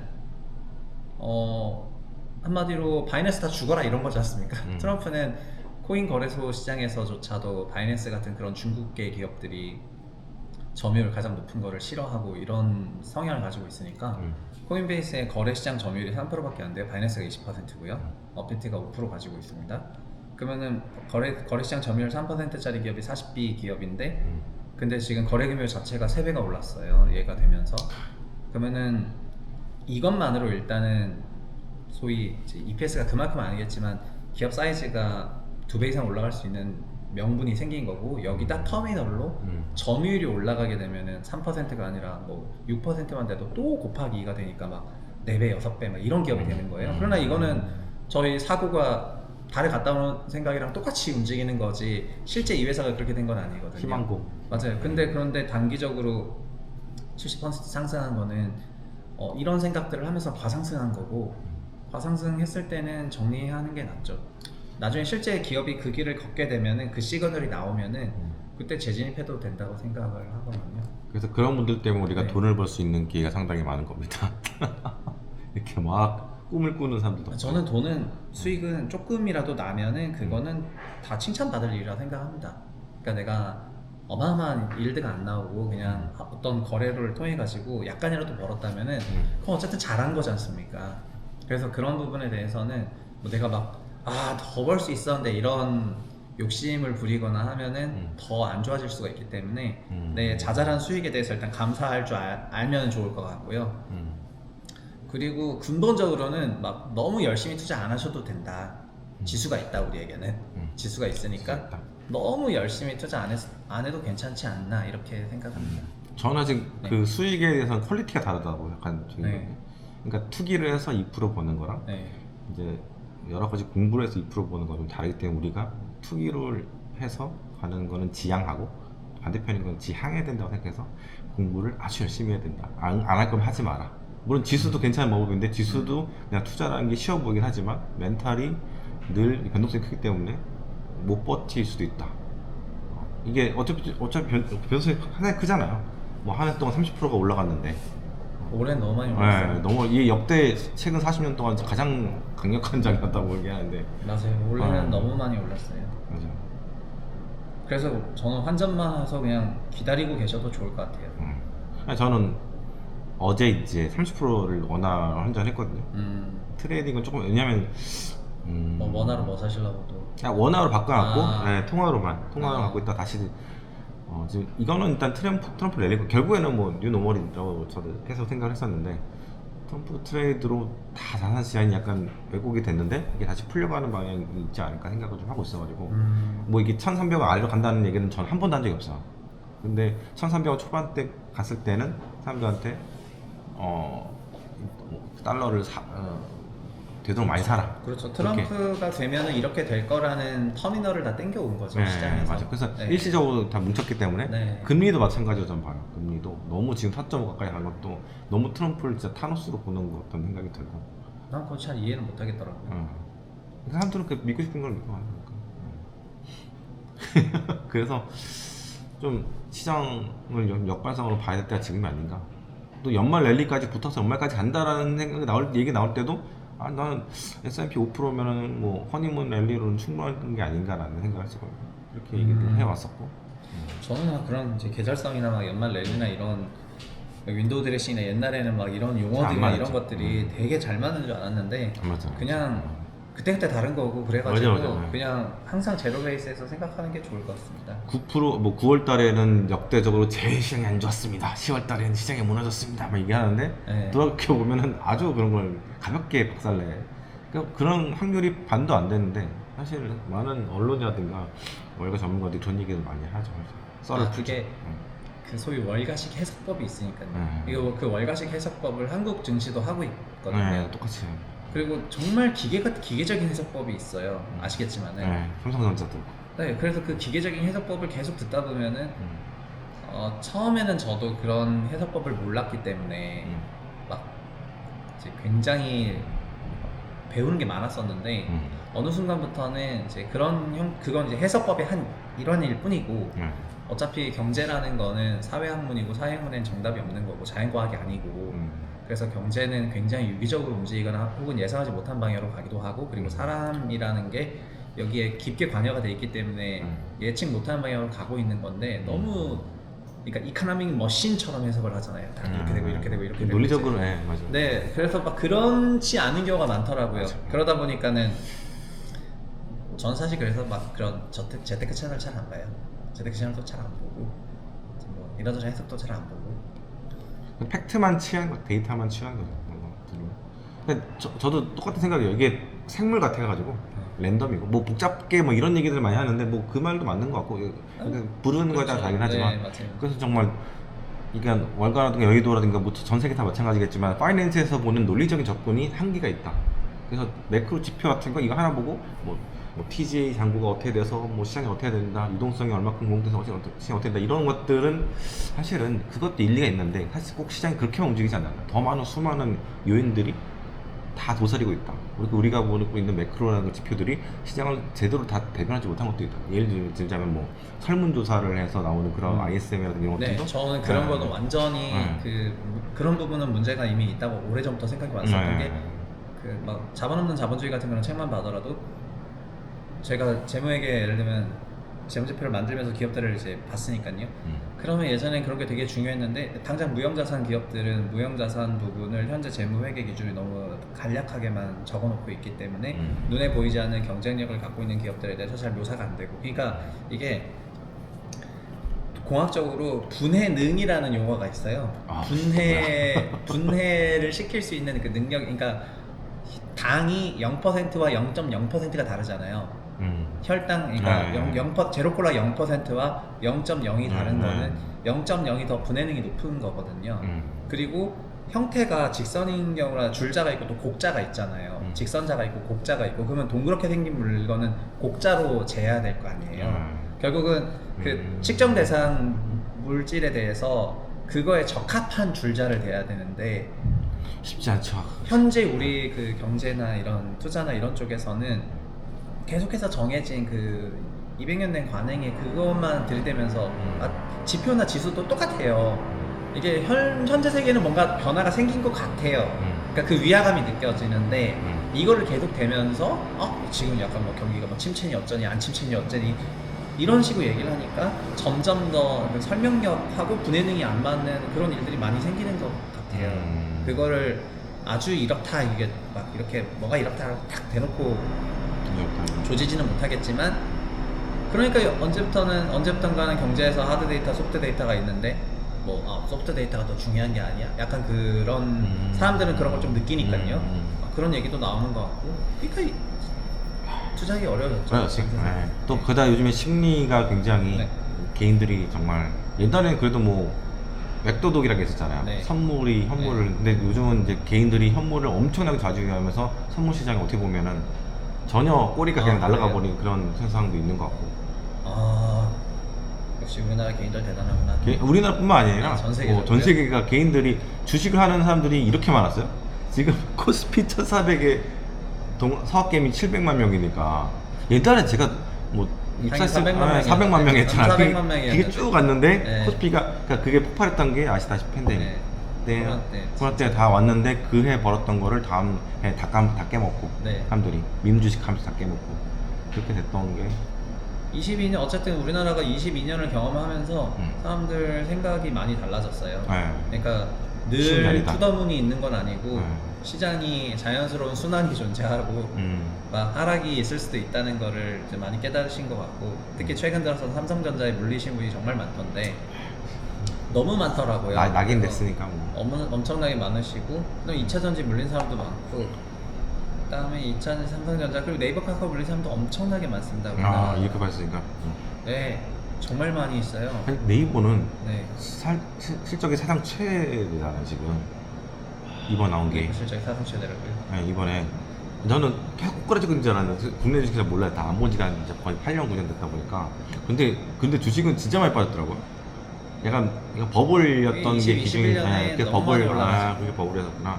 지금은 싼 거예요, 안 싼 거예요? 제가 밸류션 하지 않아가지고 네이버 같은 거. 실적은 사상 최대야. 실적 사상 네이버가 네이버 쇼핑 사람들이 많이 하고 있나? 저는 그래도 네이버는 그래도 아니 네이버랑 카카오를 비교하면은 네이버 낫죠. 네이버가 낫죠. 카카오는 야. 답이 없죠. 그래도 죄송합니다. 아니 카카오 주주 있었어요. 아니 뭐 밴드랑 뭐죠 네. 라인 네. 라인이 그래도 살아났잖아요. 뺏길 뻔했다가. 아니 그것도 있고 어쨌든 네이버는 커머스가 강하니까요. 네이버는 그게 이제 테무 알리. 뭐 알리템 그러니까 이거 어쨌든 장난 네이버는 그래도 일본 시장도 있고 뭐에 비빌만한 언덕이 있는 기업이고 카카오는 카카오는 이제 논해는 한데 일본 시장도 알리테무 안 들어가잖아요. 잘 들어가잖아요. 그쪽 제가 뭐 스터디 안 해봤는데 지금 전기차가 BYD가 1000대 8인데요 한 달에. 어디서요? 일본에서. 근데 현기차가 300대 8인데 이게 한 달인지 뭐 기간 모르겠는데 3배 이상씩 팔린대. 이게 일본 사람들도 전기차를 저걸 선택을 하는 거죠. BYD 거요? BYD 거. 그리고 뭐 제 생각에는 커머스도 알리테무가 훨씬 많이 들어가 있지 않을까. 뭐 그냥 아직 스터디를 안 해봐서 모르겠지만 그러면 이게 현대차 주가가 좀 뭐 피크다 뭐 이런 얘기 나오는데 실적이 엄청나게 잘 나오니까 근데 현대차는 싸요. 싼데 난 그냥 자동차 산업 잘 모르겠어. 그러니까 왜 그렇게 네. 싼지 모르겠어. 솔직히 말하면. 역사적으로 그러니까, 아니 전체적으로 다른 나라도 보면 다 싸요. 다 싸죠. 그러면 역사적으로 자동차 산업은 공급 과잉이었대. 그래서 중고차도 있고 그래서 싸다고 보는 거죠. 진짜 자동차 회사들 그러니까 돈도 못 버는 것도 아닌데 저는 그래서 자동차 안 사요. 절대 사본 적도 없어. 힘들겠죠. 그래도 올해 현기차는 그래도 밸류업하고 이런다고 하면서 아. 조금 재평가돼서 좀 괜찮았었는데 근데 전기차 순위가 현대기아차 합쳐서 전 세계 8위, 9위인데 지금 올해 3위잖아요. 전체 차로. 올해 많이 팔았죠. 이야, 완성차 전체로 보면은 진짜 많이 어. 팔았죠. 근데 판 거로 총 합으로 보면은 작년하고 그렇게 막 차이 나는 것 같지는 않은데 네. 폭스바겐이 내려와서 네. 잘못하면 아니죠. 잘하면 내년에 2위까지 올라간다. 토요타 나무로. 그래서 유럽에서 막 요새는 현기차. 자동차 산업에 좀 보조금 줘야 된다고 하면서 막 얼마 전에 연구를 그런 식으로 하니까 중국이 보조금 받으면서 너무 더 컸다고 얘기를 하면서 이제 유럽도 유로 중앙은행에서 ECB에서 보조금을 혈세 낭비야. 혈세 이제 낭비. 매년 찍자 10몇 초씩 맨날 이런 얘기 좀 올라오는 걸 보면은 끝났어 저거. 우리가 조금 나은 것 같긴 한데 그것도 중국한테 결국에는 저게 되는 상황이 될 것 같아요. 네. 저는 근데 현기차가 차는 잘 만든다 생각해가지고 일단 이제 기업이 싸서 저는 연초에 많이 봤었고 제 내부 코에도 현기차 분석을 많이 했었는데 하면서 느낀 거는 회사가 재무적으로 부담이 하나도 없고요. 네, 잘하고 있죠. 그 다음에 착실하게. 네, 그 부분이 일단 제일 좋아 보였고 그 다음에 어느 정도 전기차 업도 잘하고 하니까 그게 괜찮아 보였는데 근데 주가가 너무 싸더라고요. 그러니까 밴드 자체가 너무 작고 밴드 폭이 아까 얘기했던 제가 그 시클리컬이라고 얘기했던 부분에서 시클리컬이 항상 시클리컬이 아니라 성장이 나오면 걔가 그냥 장기 성장주가 되는 거고 때로는 터미널도 되는 거고 막 왔다 갔다 하는 거죠. 근데 요새는 완성차 업체 시장 자체가 거의 이제 요 안에서 노니까 매우 그냥 자잘한 밴드 플레이만 해야 돼가지고 아쉬울 뿐이죠. 저는 개인적으로 이런 형태의 기업들은 큰 관심을 안 가는 거가 이제 손익비가 좋지 않고 먹을 놈이 없다 이렇게 생각하면은 큰 관심 없거든요. 제가 막 숏하는 것도 아니어가지고 네, 뭐 하여튼 그렇습니다. 저는 사실 현대기아차를 그냥 필드에서 보는 입장에서 볼 때는 차를 좋아하는 사람 입장에서 볼 때는 전기차가 잘 만드는데 가성비가 볼 때는 너무 강력하다 중국. 중국 전기차를 본 적 있어요? 많이 본 적 없죠. 본 적 없죠? 네. 중국 가셔가지고 이번에 네. 가셔가지고 건축하면 지금 중국 장난 아니잖아요? 어마어마하죠. 어마어마하죠. 네. 어마어마한 진짜 웃긴 것도 되게 많고 일단 사이즈도 어마어마하잖아요. 이번에 중국 한번 갔다 오셔가지고 쑥 보셔서 중국 차들을 쭉 보시면은 야 이게 장난이 아니구나. 거기서부터 외국인들이 현대기아차에 대한 밸류에이션을 미래에 대한 그런 걸 이렇게 보는 것 같아요. 그리고 뭐 세 가지의 주력 산업 차세대 그 중에서 이제 그 UAM도 있었고 네. 그리고 로보틱스 있었고 전기차 있는데 전기차는 딱 봤을 때도 중국한테 밀릴 것 같지 UAM도 결국에는 중국한테 밀릴 것 같지 그리고 로보틱스 있잖아요 로보틱스도 중국한테 밀릴 가능성이 상당히 높지 세 가지를 다 중국으로 보는 것 같아요 그래서 지금은 정말 잘하고 있는데 앞으로 볼 때는 그러니까 저는 2017년부터 이게 미국 주식을 했는데 이유는 뭐냐면 그 전부터 중국을 되게 많이 갔었거든요 네. 중국에서 살기도 했었죠 1년 정도 근데 느꼈던 게 결국에는 제조업은 중국이 갖고 가지 않겠나 그래서 그게 지금 문제라는 거죠. 네, 17년대 그렇게 생각하고 코스피를 다 정리하고 이제 아니 그러니까 농담 아니고 중국이 제조업으로 다른 나라를 죽이는 방식이 어우 너무 진짜 장난 아니, 저는 그 사이클 산업에 있었으니까 뭐 조선부터 시작해가지고 그쪽도, 조선철강 네. 저희 소자산업체 팀이 다 중국 때문에 죽었단 말이에요. 심지어 건설조차도 해외 건설을 중국 애들이 이제 인도 어마어마하죠. 워커들 데리고 와서 막 수주지를 해버리니까는 결국은 다 죽었는데 그 중국이 위 산업을 죽이는 방식이 결국은 가성비로 밀어가지고 죽이더만요. 아니, 그러니까 그 이내 전술로 이내 전술과 보조금으로 그냥 저가로 밀어버리는데 그걸 어떻게 경쟁을 해요? 그래서 중국과 제조업이 경쟁이 놓이면은 사실 국제적으로 생존이 어려워요. 근데 사실 중국은 그래야 되는 나라는 아닌데, 그러니까 지금 중국은 되게 착각하고 있는데 정확히 말하면 미국처럼 되게 소비 형태로 갔었어야 되는데 동아시아 수출 경제 모델로 갔기 때문에 수출 한국이나 일본 레벨까지는 이게 먹혔는데 한국, 일본, 대만류 세계 경제 GDP에 아직 두 자릿수 안 되고 한 자릿수고 그다음에 수출 케이스로 기반으로 하면은 성장이 됐었는데 중국은 자기네가 이미 GDP 사이즈가 너무 커가지고 그렇게 수출 주도형 모델로 가버리면은 소위 팔 시장이 없어요.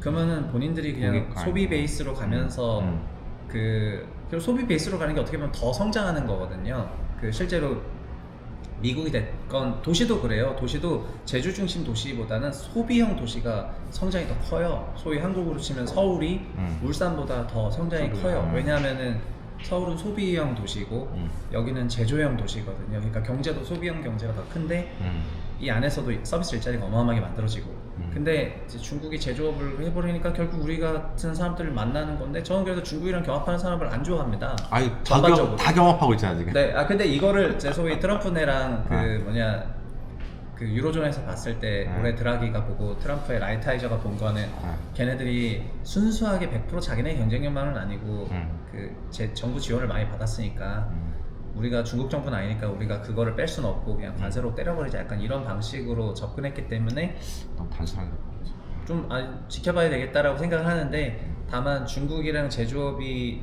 경합이 붙은 산업에 저는 이제 어쨌든 2010년대 초반의 경험으로 그냥 투자해서는 안 된다 생각해요. 지금 대표적으로 경합하고 있는 게 자동차 같아요. 네 맞아요. 그래서 디스카운트 자동차 얼마 전에도 태양광 있었고요. 네. 그 다음에 많아요. 아 맞죠. 사실. 예. 그리고 게임도 보세요. 게임도 보면 저 게임 작살났죠. 엄청 좋아하거든요. 예. 우리나라 국내 온라인 게임들이 중국을 호령했었는데 지금은 중국에 있는 많은 게임 제작사들이 역으로 사버렸지. 네. 뭐 라이엇도 뭐 텐센트가 사버렸으니까. 그러니까 어떻게 보면은 그런 중화권 기업들이 자금력으로 이제 서구권에 있는 선진화된 기업들 다 사버리거나 아니면은 가격으로 조져버리니까. 자동차도 사버리고 벤츠도 사버리고 다 사버리고 볼보도 사버리고. 네, 볼보 사버리고. 그러니까는 그러니까 다른 그 나라에서 제조업이 망해가는 거죠. 근데 그런 맥락에서 보면은 저는 그래서 현기차는 잘하는 편입니다. 그나마 어쨌든. 아니 본업은 잘하고 있는데 미래가 문제 미래가. 네. 근데 전기차도 밀려 있는 거 보면 미국이 좀 때려줘야지 그러니까. 그러니까 판매 비중이 낮아요. 아시죠? 네. 예, 전체 포트폴리오에서 전기차가 너무 낮아. 그게 레거시 업체로. 트럼프 형님만 믿습니다. 아니 근데 이게 또 미국으로 가면 네. 걔네랑 싸워야 되잖아요. 테슬라랑 싸워야 되는데. 그렇죠. 야 테슬라. 근데 트럼프도 그래서 테슬라한테 한 말이 그런 거잖아요. 18년에 관세 때렸더니 테슬라 그래도 살아남은 거 봐라. 19년부터 그 유로존에서 중국에 관세 안 때려가지고 지금 유로존 자동차 제조업체들 다 망했다. 논리가 있어 진짜. 네, 아니 진짜 이게 맞는 말처럼 느껴지거든요.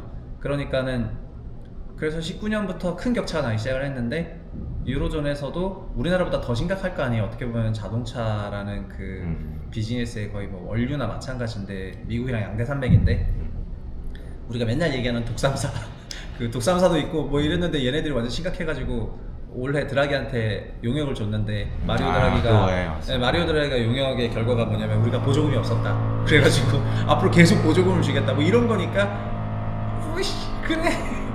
근데 사실은 그 당시에 이제 네. 그 생산의 그 지옥이라는 생산 지옥 네. 그걸 이겨낸 게 솔직히 저는 컸다고 봐요. 다른 것들에 비해서. 테슬라 생산 지옥 있어가지고 만들수록 뭐 이렇게 뭐 계속 적자나고 있었는데 이걸 이겨냈던 게 그 당시였고 그 주가도 그때부터 네, 튀기 19년 시작을 했죠. 3분기부터 텄는데 네. 그때 분기 10만 대를 넘으니까 네. 이제 흑자가 나가지고 규모 장기 경제가 적자에서 흑자로 전환을 하니까 10몇 년 만에. 네, 그 다음부터는 주가가 그때 10배 올랐어요. 19년에 10답을 나가지고 지금 5분의 1 렉분하기 전에 그러니까는 400 슬라가 되면은 2000 슬라잖아요. 그래서 1000 슬라 그 당시에 그러니까 그날 전에 그날 전에 천슬라 막 400불 200 슬라 300 슬라였는데 막 1000 슬라 넘으니까 막 2000 슬라 3000 슬라 이런 얘기를 했었는데 그게 지금 이제 5분의 1 렉분 가격이니까 네. 테슬라로 벌었어요 그 당시에. 전 테슬라를 아니요 저는 그때 테슬라 살 건 다 위메이드 사가지고. 아 근데 저는 네. 테슬라 차를 2016년도에 그 신청을 했어요 모델 3를. 네. 1000불 내고. 근데 한 2년 기다리는데 계속 안 나와. 망한데. 그래가지고 그거를 취소하고 다른 차 샀단 말이에요. 근데 만약에 좀 기다려서 받았으면은 테슬라에 대한 만족도가 엄청났을 거 아니에요. 아 그렇죠. 엄청났을 것 같아요. 그럼 저는 그때 주식을 샀을 것 같았거든요. 테슬라면 됐을 것 같은데 밑에 공사하고 있네. 네, 그때 취소한 게 문제였어. 취소한 게. 샀으면 대단했을 건데. 진짜. 저는 그냥 네. 보조 시승 해봤는데 네. 하고 나서 충격 받아가지고. 근데 저는 20년 9월까지는 국내 해외 주식을 못 샀어요. 저희 하나증권에서 다 락을 걸어놨어요. 에너스트. 네. 그래서 국내 주식도 못 하고. 아니, 그냥 주식하려고 그만둔 거예요. 아니 해외 주식을 못 하게요? 그냥 자체 내사 규정으로 야, 애널들한테 너무하네. 주식하게 하면은 일 안 하고 주식질만 한다 이래가지고 다 막아놨어요. 하나. 그래서 ETF밖에 안 돼요. 그래서 그래서 제가 주식인데. 맞아요. 그래서 저는 그만두게 된 동력 중에 하나가 코로나 때였으니까 와. 아니, 이럴 때 안 그만두고 주식 안 하면 언제 하란 말인가 이러면서 그만둔 거예요. 근데 많이들 그만뒀어요 그때? 아니요 저만 그만두고 그다음부터 아무도 안 그만두고 있는데 네. 21년 말부터 열어줬어요 해외 주식을. 그래서 국내 증권사가 해외가 다 열렸어요. 그러니까 현재 국내 증권사 계신 분들이 퇴직을 안 하고 계시죠. 다 다니시면서 해주시고 하면 해외 주식하고 와 꿀빠네. 꿀 빨고 있죠. 아. 그러니까 저는 가만히 보고 있다가 야 어쨌든 나 같은 사람이 있었으니까. 근데 전 지금은 나오길 잘했다 생각하는데 뭐 그때는 다 막혀 있었어요. 다 막혀 있어가지고 막 해외는 왜 안 열어주냐 막 이러니까 뭐 해외도 뭐 해외는 우리 아무 영향도 미치지 못하지 않습니까? 그래서 일에 영향을 미친다 생각하는구나. 네, 그거 그래서 너무하다. 네, 뭐 센터장 바뀌고 어쨌든 여의도 분위기가 바뀌면서 22년부터 다 열어주더라고요. 지금 그래서 여의도 분위기 되게 많이 바뀐 것 같은데 지금 어떤 식으로요? 그때 뭐. 복지라든가 뭐 이런 것들이 예전에 비해서 훨씬 좋아진 것 같아요. 뭐 한 달 살기 이게 뭐 휴가도 주는 것 같은 여의도요? 그런 느낌. 네, 여의도 어쨌든 자산운용업 자체가 다운사이클이어가지고 안에 계신 분들은 항상 그 정리해고의 그 위협을 받죠. 애널리스트들도 연단위 연단위, 계약을 그렇죠. 하고 예. 운용사는 뭐 운용 못하면 나가니까. 그래서 증권사 자체가 옛날에는 증권사 돈을 다 부동산으로 벌지 않습니까? 증권사 다 PF 로. 부동산 PF로 네. 버는데 네. 부동산 PF가 완전 죽을 쓴 게 22년 말부터여서 지금 조정이 장난 아니거든요. 그래서 증권사 매우 안 좋습니다. 주가 많이 떨어졌나? 증권사도. 저 증권사 주식으로 본 적이 주식도 없어요. 못 이겼어. 증권사는 지금 늘 찬밥이야. 은행이나 저는- 보지. 맞아요. 은행에 증권사 본 적도 없어요. 장이 좋아요 그럴 텐데 장이 또 좋지도 않으니까. 근데 증권사 어쨌든 좀 근무하시는 선배기로. 분들은 막 어쨌든 증권이랑 은행이랑 통합 지점을 하면서 리테일 직원들 좀 많이 정리를 하고 예. 원래 따로 맞아, 있었는데 맞아. 이제 예. 완전 통폐합하면 또 이거 대형화하면서 음. 통폐합에 대형화를 하면서 리테일 직원들 좀 정리를 하고 음. 증권사 그 자체는 손익이 안 좋아지니까 이제 직원들에 대한 고생이 좀 안 좋고 다만 우리 근로하는 환경 자체는 옛날보다는 좀 좋아진 것 같아요. 예. 네. 그- 뭐 통근 그러니까 출퇴근이나 그런 부분에서 좀 셧다운이 많이 생기고, 셧다운. 많이 네. 자유로워진 것 같아요. 모니터 꺼지고. 그니까요. 네. 뭐 그런 것도 생기고. 그리고 어차피 국장은 분석해봐야 뭐 없잖아요. 왜 없어요? 뭐 없어요. 분석이 안 되나? 아니 고객이 별로 없어요. 국장을 분석을 해도 이제 고객이 별로 없어가지고. 아 요즘 기관들이 국장을 많이 안 하나 보네요. 그럼요. 그냥 뭐 연금 위탁 받아서 하거나, 그러니까 국장에서 알파를 내겠다는 생각 자체가 많지 않고 또 ETF가 뜨면서 이제 펀드 자체가 많이 죽었기 때문에 그쵸. 지금은 좀 몇십 괜찮은 펀드는 대부분 다 퇴직연금 쪽에 있고 완전. 어쨌든 그러니까 퇴직연금은 계속해서 머니가 들어오잖아요. 그러니까는 머니 인플로우가 있으니까 퇴직연금 펀드 시장은 그래도 고안에 들어가려고 노력을 많이 하고 그 펀드는 잘 굴리는데 정말 퓨어 액티브는 많이 죽었고. 한 얼마 되나요? 주식형이 지금? 혹시 보세요? 숫자 정확히 기억 안 나는데 이것도 몇십조 레벨인데 70조 됐다가 네. 40조 됐다가 지금 더 줄었네. 네, 몇십조 레벨인데 많이 죽었어요. 여기 거기서 더 줄이면 진짜 아무것도 그냥 기관이라 할 수도 없겠다. 시장에 영향을 못 줄 것 같아. 네, 그래서 저는 개인들한테 레포트가 아니라 어떤 투자 아이디어를 전달하는 새로운 포맷을 만드는 게 좋다 이렇게 생각을 해요. 그 레포트들은 괜찮네. 다 기관 대상이어가지고. 그쵸. 그냥 이미 수명을 다한 애들이죠. 네, 그건 이제 싱킹 중이고 이쪽이 개인 대상으로는 그 레포트가 아니라 좀 다른 포맷으로 약간 말랑하게 만들어가지고 적당히 하면은 그러면 굉장히 괜찮을 것 같은데 그런 건 안 하고 있습니다. 그런 시도를 누군가 예전에 했었던 것 같아. 그거는 개인들에게 근데 주는. 저도 애널 출신이었는데 네. 애널들은 개인 투자자들을 바라보는 관점이 다르죠. 예. 좋지 않거든요. 그게 시장 교란 세력이야. 개인들 그러니까 약간 좀 그런 게 있었거든요. 저도 현직 애널일 때는 네. 막 개인들 전화 오면은 귀찮기만 하고 돈 안 왜 되니까. 이러는 거야 막 이랬었는데 근데 이제는 개인들 레벨도 많이 올라갔고 규모도 그들이 크고. 원하는 서비스의 품질도 많이 올라가는데 이 맞춤을 못 해주니까 제레미나 저 같은 사람 찾아오는 거예요. 그래서 제레미 같은 사람한테 가는 거예요. 그 니즈가 유튜버한테 간 거죠. 네, 그 그걸 니즈를 못 어쨌든 채워주나. 들어주는 사람이 여기 있으니까. 사실은 그래서 이제 WM 뭐 네.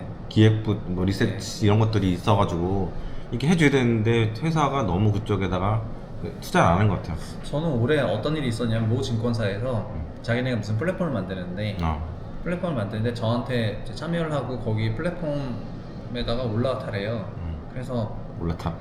그래요? 조인해라. 네, 뭐 이렇게 알겠습니다 경림으로. 했는데 그러면은 뭐가 좋아지는 걸까요? 이렇게 했더니 보통은 그런 식으로 기고를 해달라, 뭘 해달라 하는 경우에는 기고에 대한 그 보상을 주는 경우가 일반적인데 기고 월 1, 2 해주시면 얼마 드릴게요 이런 방식이 일반적인데 금액이 작아도 근데 여기는 뭐 기고를 해달라 뭘 해달라 하면서 그냥 오라는 거예요. 그래서 제가 왜 그냥 가야 돼요? 약간 이렇게 물어보니까 거기서 하는 말이 가관인데 저희가 만드는 플랫폼에 참여하시지 않습니까?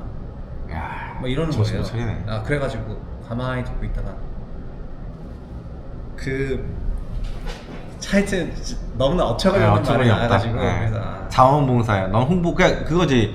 그 케이블 TV 증권 방송에 출연해서 3만 원 받고 그 출연해서 1시간 동안 떠들어라는 거 똑같은 거. 너 홍보 되지 않느냐? 네, 너 홍보되지 않냐 이런 네. 얘기를 해가지고 그래서 초창기에 그래서 제가 물어봤어요. 그러면 혹시 다른 사람들이 혹시 참여하신다고 하시던가요? 이렇게 물어보니까 뭐 아직 런칭할지 말지도 모르겠대요. 전화하면서 그래서 이 아이디어 누가 냈냐. 그러니까 뭐 당연히 증권사 고위 간부가 냈겠죠. 그래가지고 결국 그 서비스는 런칭을 못했습니다. 그 원하는 날짜에 어디냐, 증권사? 아무도 못 실었겠죠. 그래가지고 런칭 요즘 어떻게 다 했지? 이렇다니까요. 다 어디 이런 거 어디 아니에요. 뭐야 무슨 어디야 증거사 진짜 어이가 없네. 황당했어.